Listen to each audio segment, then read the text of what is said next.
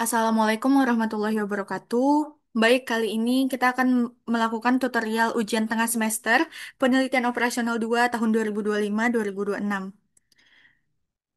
Langsung saja ke soal satu. Model rute terpendek dapat diselesaikan menggunakan metode simplex.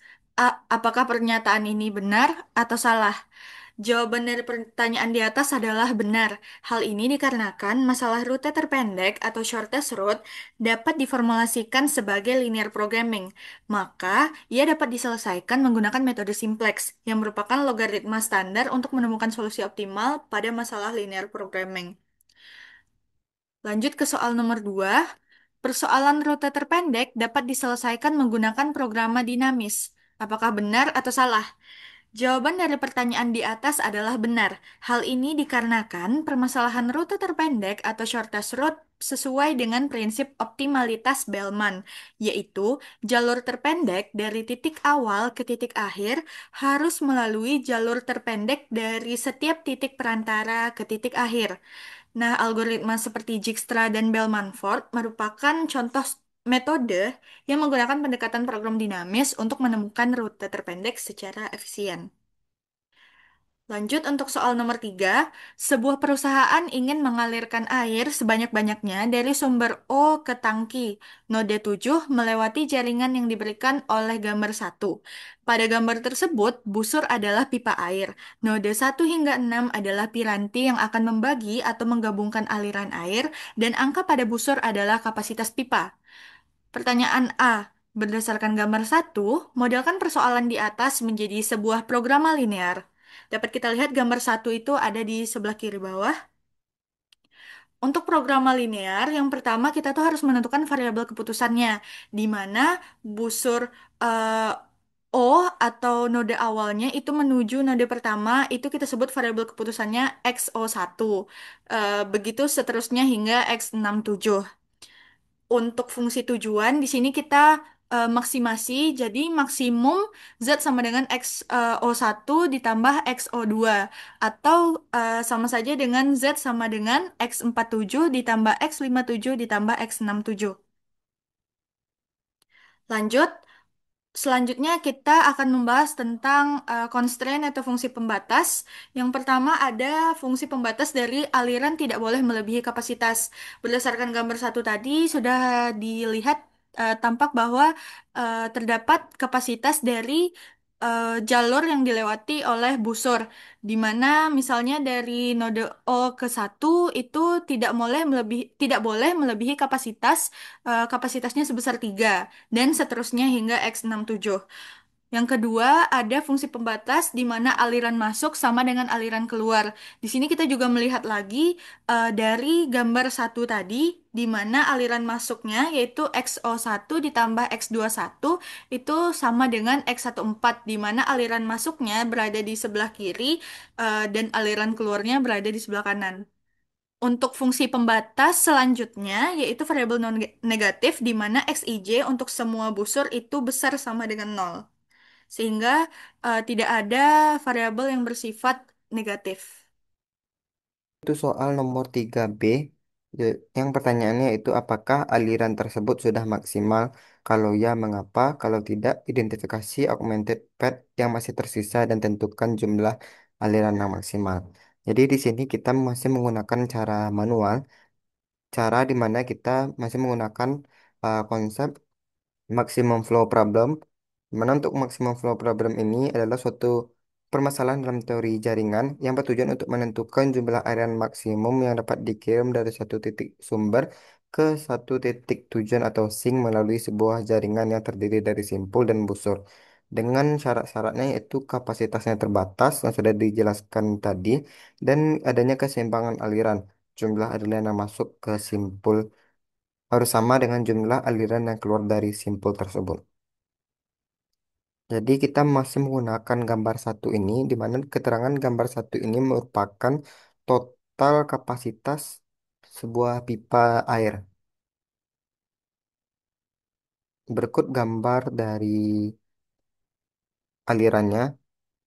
Cara bacanya ini yaitu dari node 0 ke node 1 itu memiliki kapasitas 3 dan aliran yang sudah dilalui yaitu nol. Dari satu ke 4 yaitu kapasitas 5 dan aliran yang sudah dialirinya sebanyak nol. Masuk iterasi pertama yaitu rute yang pertama yaitu nol ke node satu ke node 4 dan ke node 7, di mana dari nol 1 4 ke 7 ini kita cari nilai minimum kapasitas dari setiap nodenya. Dari nilai minimum dari setiap node kita lihat dari nol ke satu itu ada 3, dari satu ke 4 ada 5, dan dari 4 ke 7 ada 4. Sehingga untuk arus yang dapat dialiri yaitu sebanyak 3. Sehingga untuk hasilnya itu dapat dilihat pada gambar di bawah ini. Untuk membaca ini, karena tadi kapasitasnya 3 sudah kita aliri 3, maka dari 3 berubah menjadi nol. 3 dikurang 3 jadi nol. Itu aliran yang sudah dialiri itu nol ditambah 3. Sedangkan ini 5 dikurang 3 2 dan nol tambah 3 3. 4 dikurang 3 1 dan nol ditambah 3 3.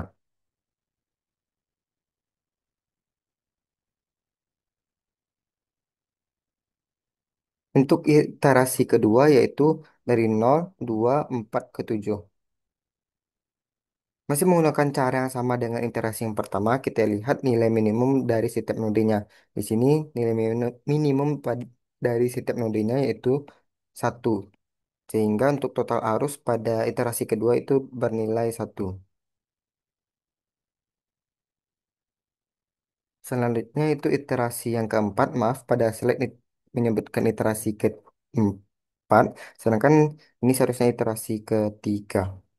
Iterasi ketiga ini yaitu dari 0, 2, 5, 7 dengan total arus sebanyak 1. Dimana kita lihat dari 0, 2, 5, 7 itu dari 0 ke 2 itu 1, dari 2 ke 5 itu 3, dari 5 ke 7 memiliki kapasitas 2. Sehingga kita ambil nilai paling minimum yaitu 1 dengan gambar atau bentuk aliran itu seperti gambar di bawah ini. Dapat kita lihat itu gambar yang dihasilkan dari awal itu sama dengan gambar 2 yang berada pada soal. Nah, di sini dapat kita jawab bahwa aliran atau hasil yang dihasilkan dari soal tersebut itu belum mencapai kata maksimum karena masih ada jalur yang belum terlewati. Contohnya itu dari 0 ke 3, 5, 7. Kenapa bisa 0, 3, 5, 7? Karena dari 0 ke 3 itu masih memiliki kapasitas sebanyak 2. Dari ketiga ke 5 juga memiliki kapasitas sebanyak 1 dan 5 ke 7 memiliki kapasitas sebanyak 1. Sehingga untuk rute keempat ini yaitu dari 0, 3, 5, 7 memiliki total arus sebanyak 1. Sehingga untuk total keseluruhan aliran arus itu dapat kita hitung dengan menjumlahkan total arus dari setiap iterasinya, yaitu 3 ditambah 1 ditambah 1 ditambah 1 sama dengan 6. Untuk mempermudah perhitungan atau cara cepatnya itu kita lihat di pada node ketujuh ini aliran yang masuk itu sebanyak 4 ditambah satu ditambah nol yaitu sebanyak 4. Dan aliran yang sudah dikeluarkan dari node nol yaitu 3 ditambah 2 ditambah nol bernilai 5. Sedangkan cara kita mencari atau melihat bahwa hasil yang itu sudah maksimum atau belum, itu kita lihat dari setiap eh, nodenya apakah masih ada jalur yang dapat dilewati oleh aliran pipa tersebut. Di sini kita lihat dari 0 ke 3 itu masih memiliki kapasitas 2, 3 ke 5 juga masih memiliki kapasitas 1, dan 5 ke 7 masih memiliki kapasitas 1. Baik, selanjutnya kita masuk ke soal nomor 4. Sebuah sistem elektronik terdiri atas 4 komponen. Semua komponen harus berfungsi supaya sistem berfungsi. Keandalan sistem dapat ditingkatkan dengan memasang unit paralel pada satu atau lebih komponen. Tabel berikut ini merupakan keandalan komponen atau reliability yang dilambangkan dengan R dan biaya pemasangan dalam ratusan dolar atau dalam kurung C atau cost jika dipasang satu, 2, atau 3 unit paralel. Keandalan sistem adalah hasil kali keandalan setiap komponen dan akan dimaksimasi. Uang yang tersedia hanya $1.000. Persoalan ini akan diselesaikan dengan program dinamis. Soal yang A, berikan stage, variabel keputusan, status satu state, fungsi transisi, dan formulasi matematika fungsi tujuan persoalan di atas. Baik, untuk soal yang pertama, stage yang kita gunakan atau tahap yang kita gunakan di sini adalah komponen satu, 2, 3, dan 4. Kenapa kita menggunakan komponen satu sampai 4? Karena pada setiap komponen kita harus menentukan berapa banyak unit paralel yang akan kita pasang. Artinya, setiap komponen merupakan satu tahap pengambilan keputusan, di mana setelah itu kita menentukan keputusan di satu komponen. Sisa dana akan berubah dan mempengaruhi keputusan di komponen berikutnya. Selanjutnya adalah variabel keputusan atau XK, di mana variabel keputusan yang kita gunakan di sini adalah jumlah unit paralel yang dipasang untuk komponen K. Pada soal itu juga sudah tertera bahwa banyak unit paralel yang dipasang bernilai satu, 2, dan 3. Selanjutnya adalah state atau SK, di mana state yang kita gunakan di sini adalah dana yang tersedia dalam ratusan dolar saat memasuki stage K. Lanjut untuk fungsi rekursif yang menandakan keandalan maksimum yang dapat dicapai dari stage satu hingga stage keempat, di mana di sini formulasi matematisnya dapat dilihat ya rekan-rekan. Selanjutnya, kita masuk ke soal nomor 4 pada bagian B. Tabel berikut ini adalah hasil perhitungan untuk N sama dengan 2, di mana S2 adalah status dan X2 adalah variabel keputusan.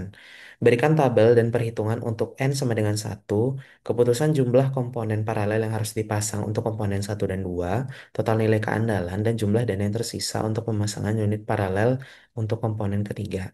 Oke, eh, bisa diingat dari soal tadi bahwa eh, cost atau satuan biaya di sini itu adalah ratusan dolar. Sedangkan uang yang tersedia pada soal adalah 1.000. Maka dari itu kita harus membagi terlebih dahulu 1.000 dibagikan dengan 100 sehingga didapatkan parameter tersedia itu sebanyak 10.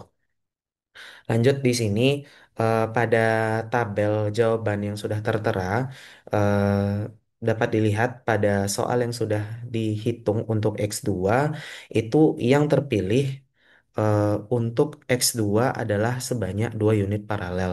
Maka dari itu untuk perhitungan N sama dengan 2 nilai optimum yang terpilih adalah di sini reliability-nya itu sebesar 0,441 dan jumlah unit paralel yang digunakan adalah sebanyak 2 unit. Nah, habis itu kita diminta untuk menghitung perhitungan untuk N sama dengan 1.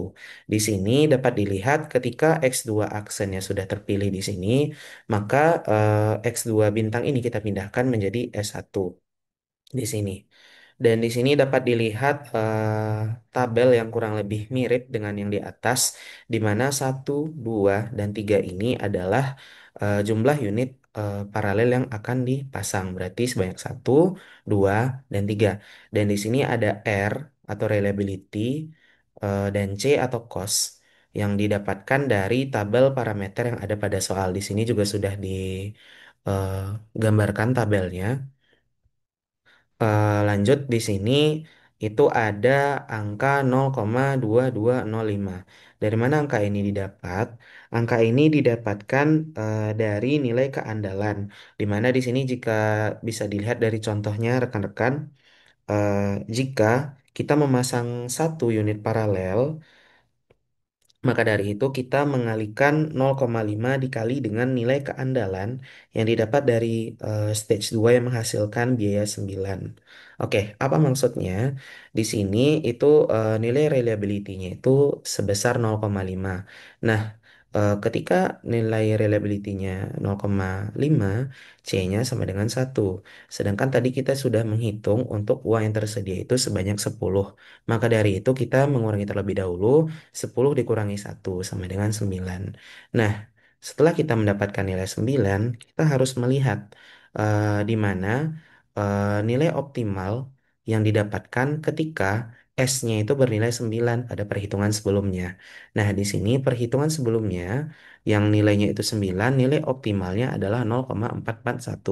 Maka dari itu kita mengalihkan 0,5 dikali dengan 0,441 sehingga didapatkan hasil eh, reliability yang didapatkan adalah sebesar 0,225. Begitupun untuk kondisi jika didapatkan dua unit paralel. Di sini kita mengalihkan 0,6 dikalikan dengan nilai optimal, nilai reliability optimal ketika costnya itu 10 dikurangi dengan 2. 10 dikurangi dengan 2 sama dengan 8. Maka dari itu 0,6 kita kalikan dengan 0,378. Begitupun yang ketiga, 0,8 kita kalikan dengan nilai optimal dari 10 dikurang 3 pada bagian cost. Di sini 7. Berarti kita kalikan 0,8 dikali dengan 0,378. Hasilnya 0,304. Dikarenakan fungsi tujuan kita itu tadi adalah maksimasi, maka dari itu kita mengambil nilai tertinggi dari setiap jumlah unit paralel yang kita gunakan. Di mana di sini yang terpilih adalah sebanyak 3 unit paralel. Jadi, total keandalan yang kita dapatkan adalah 0,3024, di mana sisa dana untuk pemasangan unit paralel untuk komponen ketiga itu sama dengan 10 dikurangi dengan 3 dikurangi dengan 2 sama dengan 5 dalam ratusan dolar. Dan apabila kita kalikan dengan 100, maka dana yang tersisa untuk pemasangan unit paralel untuk komponen ketiga adalah sebesar 500 dolar. Baik, sekian pembahasan tutorial ujian tengah semester OR2 tahun ajaran 2025-2026. Kami sudahi. Mengucapkan terima kasih pada rekan-rekan semua. Assalamualaikum warahmatullahi wabarakatuh.